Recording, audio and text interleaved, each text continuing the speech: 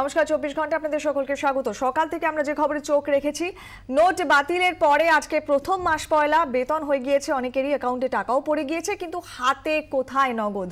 মাস পয়লা সকালে শুরুটা অবশ্য খুব একটা ভালো হয়নি আম জনতার, কারণ অধিকাংশ এটিএমে টাকা নেই, বেশিরভাগ জায়গাতেই ঝুলছে নো ক্যাশ বোর্ড। যেসব এটিএমে খোলা রয়েছে সেখানে কার্ড পাঞ্চ করলে শুধুমাত্র 2000 টাকার নোটই পাওয়া যাচ্ছে।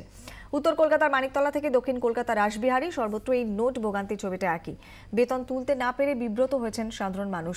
নতুন মাসে সংসার কিভাবে চলবে তা নিয়ে তারা দুশ্চিন্তায় পড়েছেন। তাদের একটাই প্রশ্ন, কবে কাটবে নোটের এই আকাল। আমাদের দুই প্রতিনিধি সকাল থেকেই আমাদের সঙ্গে রয়েছেন বিভিন্ন জায়গায়। এই মুহূর্তে আমরা চলে যাব একবার উত্তর কলকাতার বিবেদীবাগ এবং তার পাশাপাশি কাকুরগাছিতে। দুই প্রতিনিধি রয়েছেন শ্রেয়সী গাঙ্গুলি এবং সোমা দাস। আমি শ্রেয়সী, তোমার কাছে প্রথমে আসি। তুমি বিবাদীবাগ অঞ্চলে রয়েছে, একেবারে অফিস পাড়া। ইতিমধ্যে রিজার্ভ ব্যাংক আশ্বাস দিচ্ছে যে টাকার অসুবিধা হবে না, কিন্তু বাস্তবিক ছবিটা একেবারে আলাদা। মাস পয়লায় সত্যি হাতে টাকা পাচ্ছেন না, অ্যাকাউন্টে টাকা পড়লেও। কি দেখছো অফিসের যারা রয়েছেন, গ্রাহকরা যারা রয়েছেন, তারা কি বলছেন? দেখো, প্রথমেই তোমাকে যেটা জানিয়ে রাখি সেটা হচ্ছে রিজার্ভ ব্যাংক সূত্রে বলা হয়েছে যে গতকাল যে টাকা ঢুকবে বা ঢুকে গেছে সেই সমস্তটার মধ্যেই কিন্তু কোথাও কিন্তু 500 টাকার নোট সেভাবে জোগান আসেনি। মূলত টাকার জোগান এসছে 100 টাকার নোটে এবং 2000 টাকার নোটে, এবং 6 কোটি টাকা এসছে 20 টাকার নোটে। ফলে সেই জায়গা থেকে দাঁড়িয়ে 500 টাকার নোট পাওয়া যাবে এটিএমে গেলে, এরকমটা যারা ভাববেন সেটার ভাবনার ক্ষেত্রে কিন্তু সমস্যা হতে পারে, কারণ 500 টাকার নোটে কিন্তু জোগান একেবারেই কম। প্রথম বিষয়।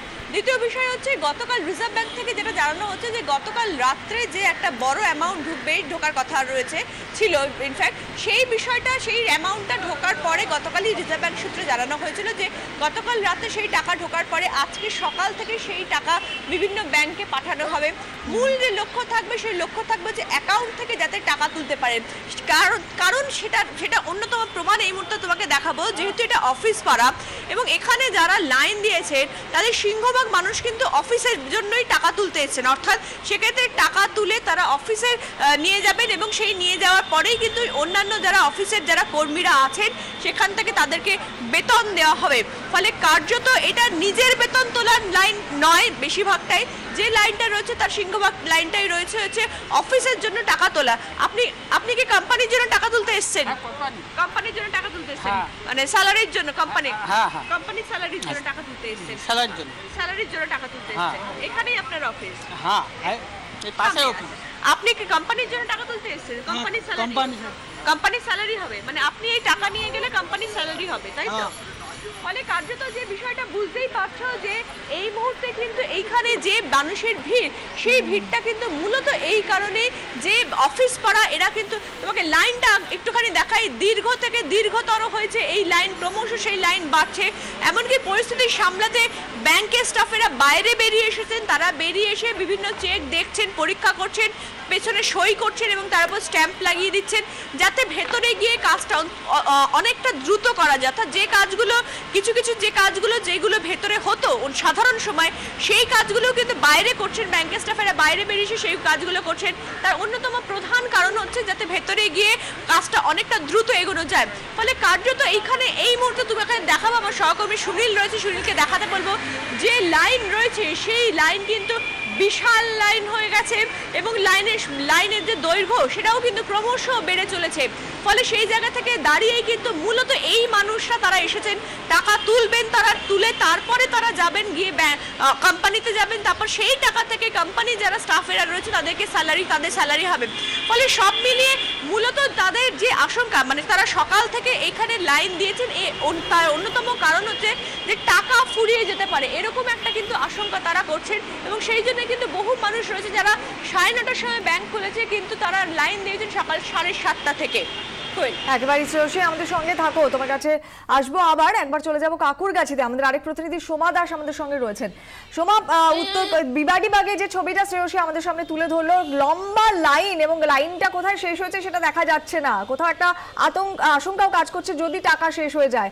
কিন্তু সাধারণ মানুষ যারা রয়েছেন, যারা নিত্যদিনের প্রয়োজনের জন্য টাকা তুলতে গেছেন আজকে, সেই 500 এবং 100 টাকার জোগান এখনো পর্যন্ত নেই। অনেক জায়গাতেই 2000 টাকার নোট এবং অনেক জায়গায় নো ক্যাশ। যারা রয়েছেন এটিএম এর সামনে কিংবা ব্যাংকে যারা লাইন দিয়েছেন, কি বলছেন তারা?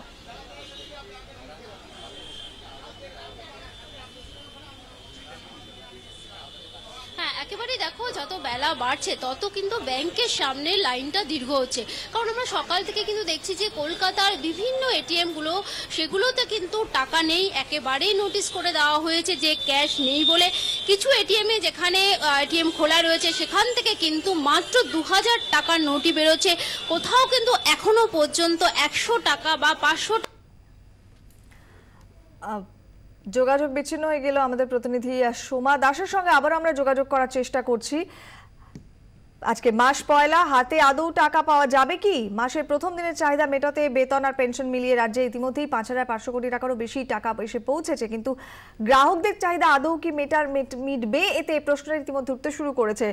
কারণ অনেক জায়গাতেই স্টেট ব্যাংকের দেখতে পাচ্ছেন যে ছবিগুলো আপনারা, এটিএম এর বাইরে শাটার ফেলা, বেশিরভাগই ব্যাংকে লাইন দিয়েছেন, কারণ ব্যাংকের অ্যাকাউন্টগুলোতে অনেকেই আজকে অ্যাকাউন্ট থেকে টাকা তুলে নিয়ে যাবেন, কিন্তু এটিএম গুলোর অবস্থা তথই বচর। সেখানে কিন্তু 2000 টাকার নোট ছাড়া সেরকমভাবে অন্য নোট পাওয়া যাচ্ছে না। 500 টাকা 100 টাকা কার্যত অমিল, আবার অনেক জায়গাতেই নো ক্যাশ। ব্যাংকের সামনে প্রচন্ড লাইন এই মুহূর্তে, অন্তত সকাল থেকে আমরা কার্যত বলা ভালো ভোর রাত্রির থেকেই দেখেছি প্রচুর মানুষ তারা লাইন দিয়েছেন। তবে শুধু যে কলকাতা তা নয়, এই রকম ছবিটা কলকাতার পাশাপাশি জেলাগুলোতেও রয়েছে।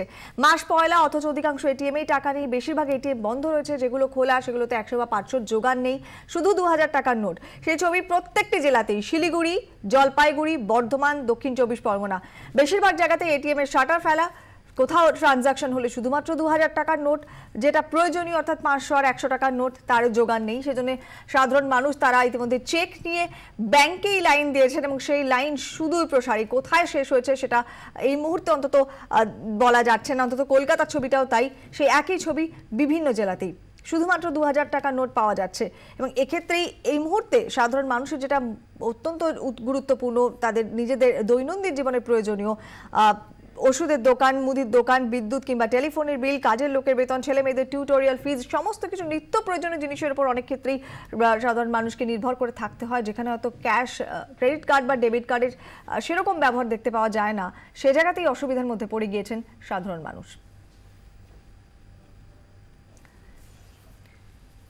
এবং এই রাজ্যের নোট সংকট ক্রমশ জটিল চেহারা নিচ্ছে। কেন্দ্রীয় সরকারের অপরিণত সিদ্ধান্তের জেরে গভীর অনিশ্চয়তার মুখে এই মুহূর্তে রাজ্যবাসী। অভিযোগ তৃণমূল সাংসদ সুদীপ বন্দ্যোপাধ্যায়ের। Situation will be day to day aggravated because the number of ATMs, the number of banks in the villages of this country, the shortage of notes, the non-functioning ATMs will certainly throw people into deep uncertainties, and immediate the relief appeared to be not possible at all levels. Whatever expectations government can make, I think that is far from the real